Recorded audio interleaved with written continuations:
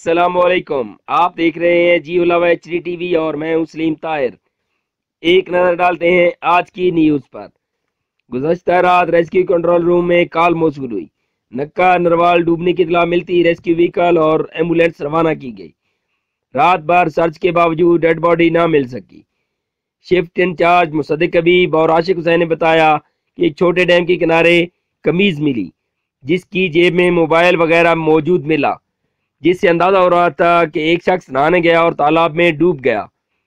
تاہم رات بھر سرچ کے باوجود ڈیڈ باڈی نہ مل سکی تو 70% سرچ کے بعد آپریشن روک دیا گیا۔ صبح وہیں سے آپریشن دوبارہ شروع کیا گیا تو ڈیڈ باڈی مل گئی۔ آپریشن میں عاشق حسین اور کیسر محمود نے دیگر 6 ریسکیوزر کے ہمراہ حصہ لیا۔ محمد ذوالفقار ولد امیر خان نامی 60 سالہ متاثرہ شخص کی ڈیڈ باڈی لواحقین کے حوالے کر دی گئی۔ اہل علاقہ نے ریسکیو آپریشن کو خوب سراہا۔